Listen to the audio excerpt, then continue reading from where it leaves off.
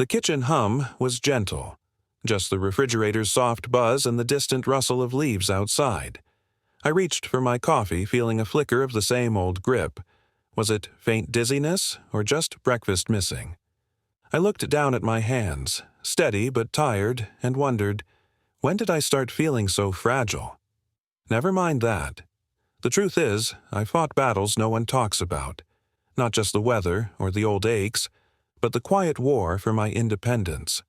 My son, Malcolm, means well. Too well, maybe. He's concerned, overprotective, clumsy with his kindness. He froze my bank accounts, handed me an allowance, kept saying it was for my safety. And then the idea of moving me into a nursing home. Without asking, without really listening. He was trying to protect me, but he didn't see. I'm still here, proud, resilient, cautious. I've been through storms, and I've come out the other side. Sometimes I wonder, do they really see us? Or just the versions they want us to be? My world's not perfect. It's messy. But it's mine. I refuse to bow to weakness or control. Because underneath the years, I carry a fierce pride, protecting my dignity, defending my independence. When I slipped that day, faint but surviving, I knew they were watching. But I also knew one thing. No matter how heavy the rain, I won't let it wash away who I am. I stand, unbroken, ready to remind my son, and anyone who forgets, this is my life, and I'm still in charge of it. He asked questions like he wanted permission to feel superior. I just listened. A few days after I came home, Malcolm brought over a banker. His name was Greg Young and oily, with 2 white teeth and a folder already prepared. "It's just temporary," Malcolm said, guiding me to the kitchen table. "Power of attorney, you know, in case anything ever happens again. I'll just be authorized to help with your accounts." I didn't like the sound of it, but Malcolm was my son, my only child. He rubbed my back while I signed, said he'd handle things until I was feeling stronger.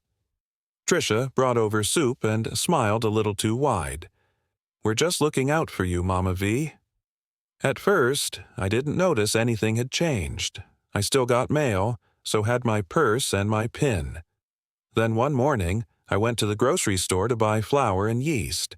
My neighbor had asked for homemade rolls, and my debit card declined. Confused, I tried again. Declined. I used my emergency credit card. It went through, but I stood there shaking. I called Malcolm. He said, "Not to worry. I moved some things around, Mom." He said, "Just streamlining everything. You don't really need to handle that anymore." That was the first time he said those words. You don't need to handle that anymore. He started showing up with printouts of monthly summaries he'd made for me. It was like he was managing a client, not caring for his mother. When I asked about a missing bank statement, he told me they were going paperless now. "It's more modern," he said. "Besides, it's not like you read all those pages." I let that one go, but it didn't stop there. Malcolm took my debit card just so you don't misplace it again. He set up a joint checking account for emergencies, but never gave me access. When I called my insurance provider to ask a question about my premiums, they said the point of contact had been changed to him. That's when I started writing things down, dates, names, amounts. It's cold as I step into the kitchen, wind slicing through the cracks, the scent of rain curling in the air. I reach for the old checkbook, weathered and familiar, hidden beneath stacks of faded photographs and recipe cards. I can still feel the rough weave of the paper, the weight of years stored in its pages. Outside, winter's first frost bites at the window panes, a reminder of last year's storm when I sat stubborn in my chair, refusing to leave despite the howling wind. Malcolm's voice echoes in my mind, gently, concerned, yet distant, questioning my choices as if I'm something fragile needing protecting. But I cling to my pride, my independence, even as shadows of control start creeping in. In this quiet war over my life, I wonder, how much am I willing to give up to stay who I am? She remembers that afternoon, Reggie arriving like clockwork, wearing those familiar pressed jeans, the Carolina Panthers hoodie, his signature. His arms wrapped her tight in a silent reassurance, No words needed. Then they sat at the dining table, quiet, heavy with unspoken truths. She slid her small notebook across to him, an old companion filled with her careful notes. His eyes narrowed as he flipped through reading her meticulous records. "You've been tracking all this?" he finally asked, voice steady but curious. She nodded softly. "I never stopped. They just hoped I would." Reggie reached into his backpack, pulling out a sleek silver laptop, ready for battle.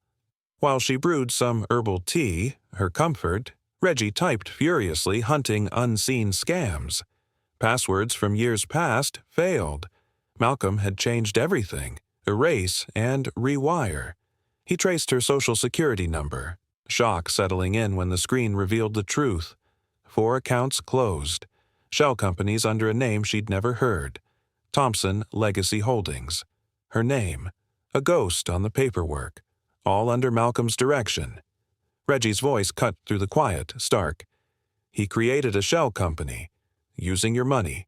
$88,000 gone." The world felt frozen. Her hands folded, palms icy, eyes fixed on the numbers. "Can we get it back?" Her voice trembled, a fragile hope. Reggie's gaze was steady, grounded in certainty. "If we have records, and I know a good lawyer, we'll try. But be careful. Don't let him know we're on to him." She nodded. Her whole life was about caution, about holding on to what's hers. Soon she learned to listen, recording every shady remark, every slip. She toyed with normalcy, complimenting her neighbor's dinner, asking about Malcolm's business, all while secretly gathering the truth. Weeks passed. She played the part of a grateful, oblivious mother. But her burner phone, the red recording button, never left her hand. Every slip, every word, stored away. Her resolve hardened. The battle for her dignity had just begun. I sit in my living room, sunlight slipping through the blinds, casting long shadows. He's across from me now, eyes cold, so calmly confident. "You know, Mom," he says softly, "it's better this way. You don't have to worry anymore. Just enjoy life. No stress." I smile, that familiar ache in my chest. "You're right, baby," I whisper, voice gentle but steady. "I'm so lucky to have a son like you."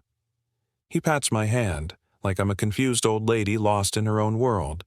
Little does he know, he's digging his own grave.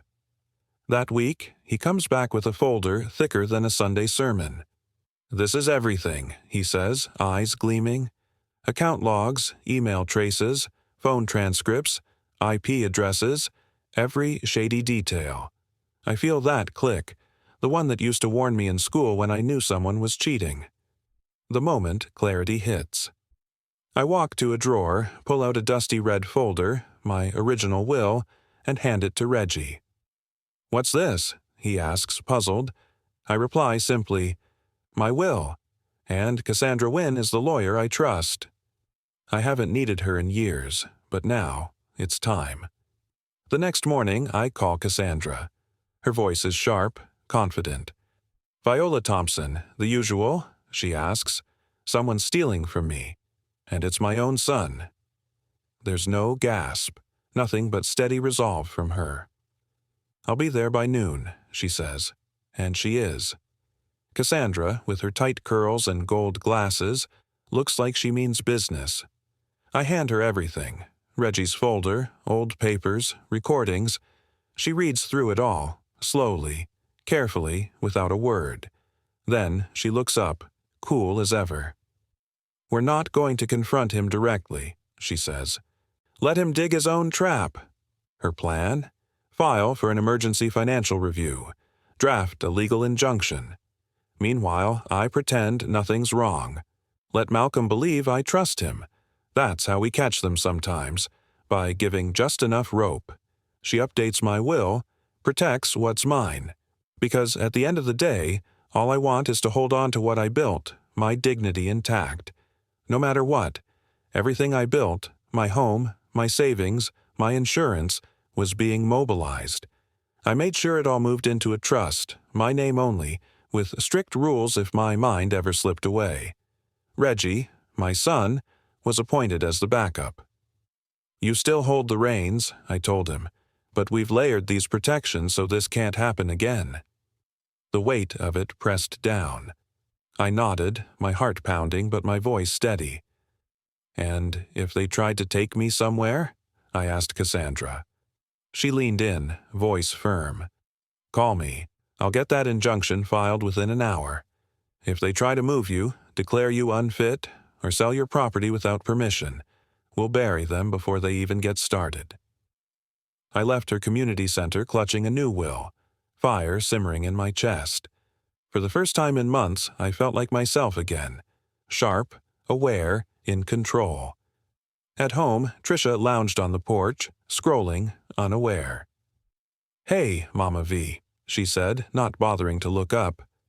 "Malcolm's clamoring about selling the house, trying to cash in before the market cools." I smiled, veil of calm slipping into my voice. "Oh, is it now? We'll see what the future holds." She missed the flicker of steel in my eyes. Inside, I carefully folded the new will, sealed it in an envelope, then locked it back in the drawer with my birth certificate. This time, I wasn't waiting for anyone to keep me safe. No, it was me taking the reins. Malcolm's game of control? It's ending, and I've set the rules. By Christmas, the evidence stacked high, enough to fill a drawer. He might talk big, toss around legal words, act as if I don't understand. But I've watched people like him my whole life. 40 years teaching math taught me one thing: don't scare easy. Reggie came back in mid-November, bringing a printer, a scanner, a plan. "You need hard copies," he said, "because digital can vanish fast if someone's slick enough. This time, I'm ready. And I'm just getting started." Sunlight spills into an old kitchen, warm and gentle. The scent of fresh-baked bread lingers, mingling with the floral perfume of lilacs outside. A breeze drifts through the window, rustling the curtains and carrying the distant hum of suburban life.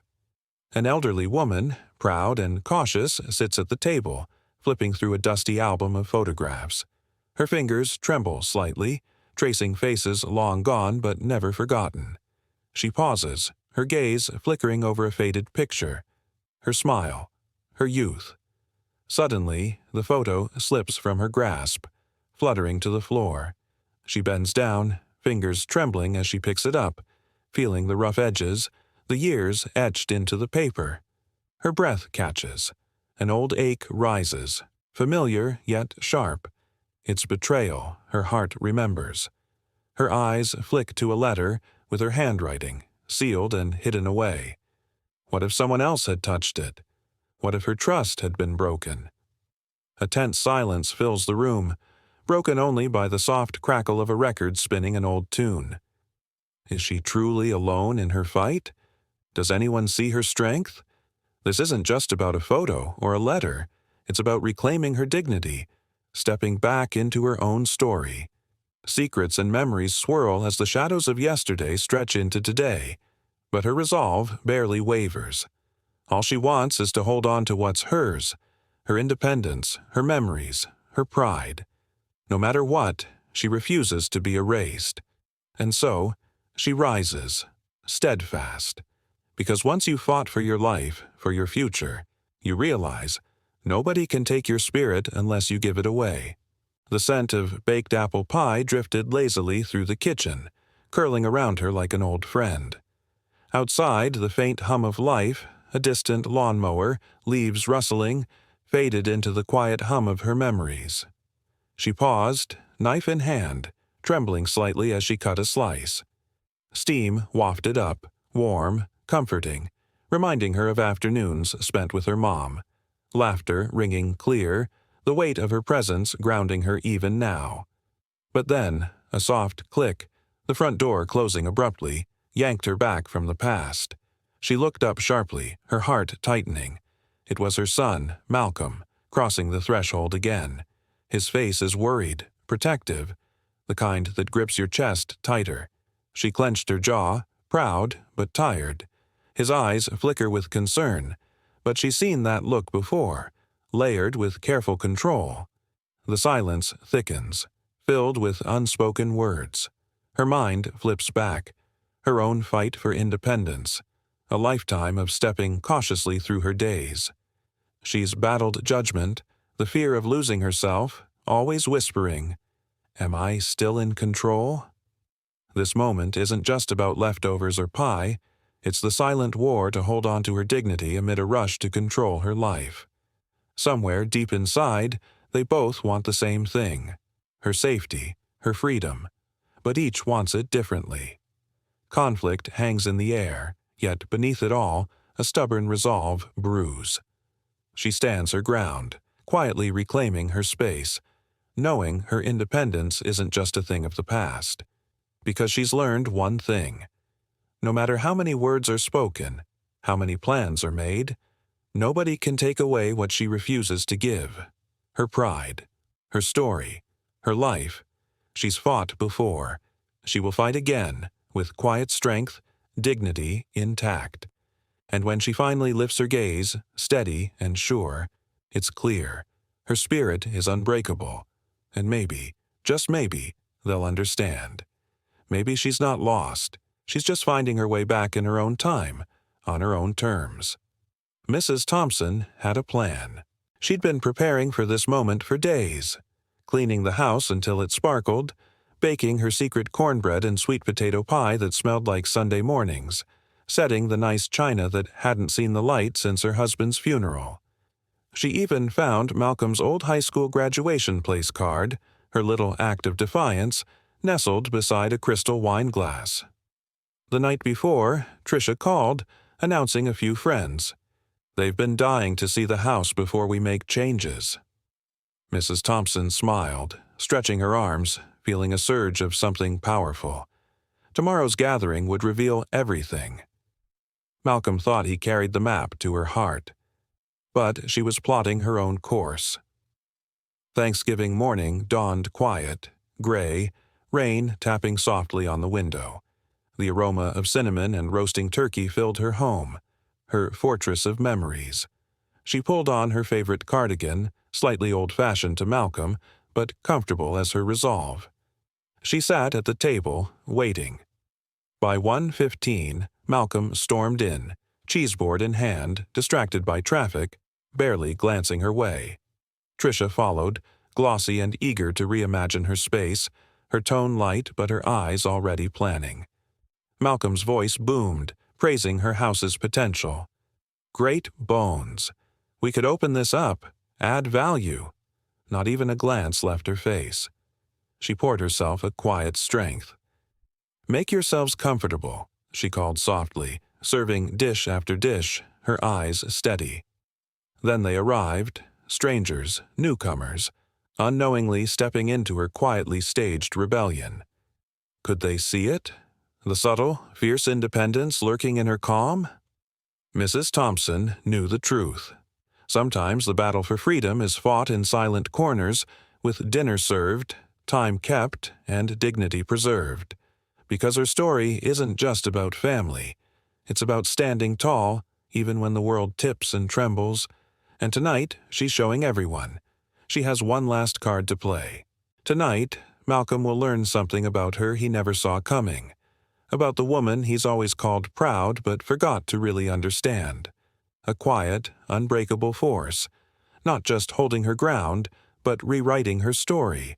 One carefully guarded secret at a time. The room falls into stunned silence. Outside, the wind moans through the trees, carrying secrets. The elderly woman's gaze shifts from the gathered faces to a weathered box tucked near her feet. Her hand trembles. Briefly, then she stiffens. Her eyes shimmer, a fierce blend of resolve and vulnerability. The old house feels heavy with unspoken truths, as if the very walls hold their breath. The wind whispers through the cracks. Why has she hidden that box all these years? What secrets does it hold? And more, why now?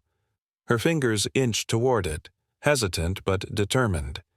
Outside, rain begins tapping softly on the roof, like a heartbeat, echoing her pulse. The silence stretches, weighty and tense. If she reveals what's inside, will everything change? Will her strength survive their doubts? The moment hangs suspended, fragile but unbreakable, until the lid lifts, and everything she's kept hidden starts to come apart. The scent of baked apple pie drifts softly through the cozy kitchen, mingling with the faint rain tapping against the window. Memories flood in. Crackling fire, the uneven texture of the worn wooden table beneath my fingertips, candlelight flickering shadows on faded curtains.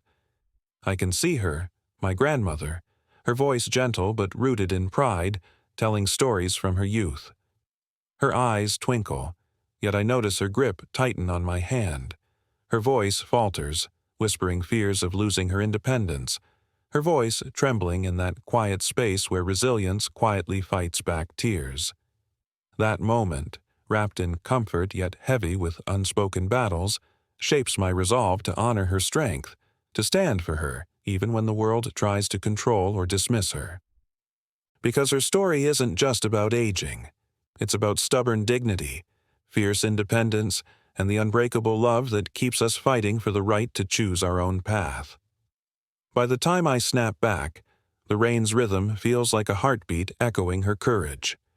Today's my turn to listen, to her silent defiance that's been quietly rewriting her story, one guarded secret at a time. Because sometimes the strongest battles are fought in the hush of everyday life, in the quiet moments where dignity is preserved, even when the world tries to take it away. And tonight, I realize, her fight isn't over. It never was. And that makes her and her story truly unstoppable. The scent of lavender and old paper drifts through the quiet house as she carefully lifts a faded photograph from a cluttered drawer. Her fingertips trace the worn edges, feeling the roughness beneath her skin. The soft hum of the ceiling fan whispers memories. Her mother's gentle laugh, the tremor in her hand when she'd grip her as a storm raged outside. It's that trembling, that resilience, that pride. That's what fuels her now. She remembers the days her mother moved through life with quiet strength, guiding her through storms, never letting hardship crack her. Now, as her own world tilts, she asks, how much of her independence is still hers? When did protective concern turn into control? The photograph slips, edges curling, but her resolve sharpens. This isn't just about aging, it's about holding on to her dignity. The house feels still, except for the rain outside, tapping softly like a heartbeat. Inside, a battle for her life's final chapter unfolds. Will she surrender her autonomy? Or will she find the courage to stand, proud and unbowed, for the love she's fought so hard to keep? The fight isn't over. Not yet. As I reached for my new set of keys, something caught my eye. A crumpled envelope tucked into the mailbox. At first, I thought it was just another bill or junk mail. But then I saw Malcolm's handwriting on the corner, an old note he'd secretly kept for years. My heart skipped a beat. Hesitating, I finally tore it open. Inside was a handwritten confession. It wasn't about any of the legal battles, the court dates, or the money. No, it was something else, something raw. Malcolm admitted he never truly believed I was incapable. His protectiveness, his overreach, they weren't born out of malice but from a deep, trembling fear of losing me. That truth hit harder than any ruling or courtroom victory. I had seen his worry, his anxiety, disguised as control. In that moment, everything shifted. What I once saw as suppression, the constant hovering, the restrictions, melted away. It was rooted in love, wrapped in fear. Respect, I realized, begins with understanding. Sometimes what looks like control is just a desperate attempt to hold on. Rain outside taps softly, like a heartbeat echoing her courage. And I wonder, are our loved ones really trying to protect us? Or are they fighting their own fears in disguise? Tonight I see her, my mother, no longer just defending her independence, but rewriting her story, quietly, fiercely, on her own terms. Because her fight isn't over. Not yet. And maybe, just maybe, Love and fear are two sides of the same coin. She's been smuggling her independence away in quiet moments, tucked inside her memories. All those little rebellions she thought no one noticed. Today, as she arranges her cherished lace tablecloth, a soft rustle echoes through the quiet house. Her fingers brush over the folds.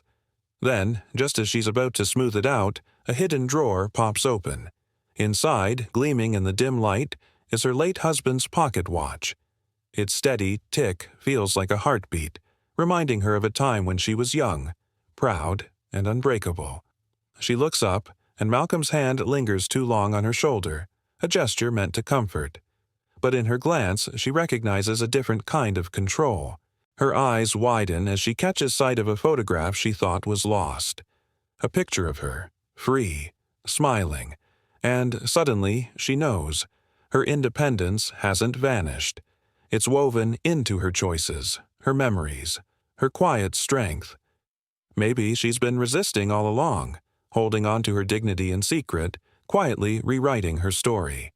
The fight isn't just aging. It's about claiming her life, her way. And in that moment, she realizes her power is still there, waiting quietly, patiently, ready to be reclaimed. The evening shadows stretch long as she stands by the window, her hand trembling, and she's staring out into the dusk. The sky's painted with soft oranges and purples, but something darker lurks beneath. The faint hum of the doorbell echoes through the quiet house. She hesitates, her mind racing. Who's really at the door? Her eyes flicker with a fierce mix of pride and suspicion. Could she trust what she sees? Or is something lurking just beyond her sight? The weight of unspoken truths presses against her, tight and heavy. As her hand reaches for the doorknob, a whisper floats across the street, a voice unanchored, almost ghost-like. Is this really over? Or is something waiting to be revealed?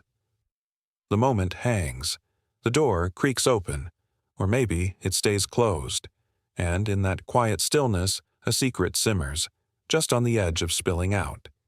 He didn't bring a gift, just himself, like a boy lost in the wrong story. He stands on her porch, eyes down, shoulders hunched. "Mom," he says quietly, voice rough. "Can we talk?" She hesitates. Her heart tightens, but she steps outside, closing the door behind her. That threshold feels sacred. "We're not doing this in my house," she declares, voice steady. He nods. No argument. They sit on the old porch swing, the night air thick with unspoken truths. She eyes the plants, the little wind chime Reggie's daughter made, the worn rocking chair she restored herself. "I lost everything," he admits, eyes flickering. "Court, Trisha. I've been sleeping on a friend's couch. I deserve it, I guess." She stays silent, fear prickling beneath her skin. He continues, voice cracking. "I was trying to fix things. I thought if I controlled everything, maybe I could undo the past. But I got greedy. I see that now." Flickering street lamp shadows dance on her face. "I'm not asking for money," he adds quickly, "or forgiveness. I just wanted you to know I'm trying to be better." She looks at him, trembling hands. "You betrayed me," she says softly, "made me into a problem to manage." "Love? No. Control. You stole from me, called it protection." His jaw quivers, eyes red. She takes a breath, voice gentle but firm. "You're my son, but you're no longer my legacy." He bows his head, quiet. She stands, opens the screen door, and steps inside. As she's about to close it, she hears his whisper, "I miss you, Mom." She pauses. "I hope," she replies, "you grow into the man I raised, not the one you became." She shuts the door, the sound final, echoing in the silence she now claims. Every room in her condo breathes peace. No shadows, no passwords stolen, just her name, and her freedom. Reggie still visits with muffins, Hila's laughter filling the space where doubt once lived. And in that quiet, she knows. Sometimes strength is just walking away. The sun sinks behind the trees, casting a warm, amber glow that filters through the porch screen. An elderly woman stands firm, weathered hands clenched at her sides, her face a map of resilience and pride. She's cautious, wary of losing what's hers, her independence, her dignity. Malcolm's voice drifts over softly, trying to be gentle but missing the weight of her resolve. "Mom, maybe it's time." She cuts him off with a sharp look, eyes fierce with years of standing tall against storms. The air thickens, filled with memories of battles fought and won. Her silence screams louder than words. Then she speaks, quiet but unyielding. "I've fought for this. I own every scar, and I'm not giving it up today." The storm inside her barely stirs, but she's ready for whatever comes next. Because sometimes standing your ground is the bravest thing of all.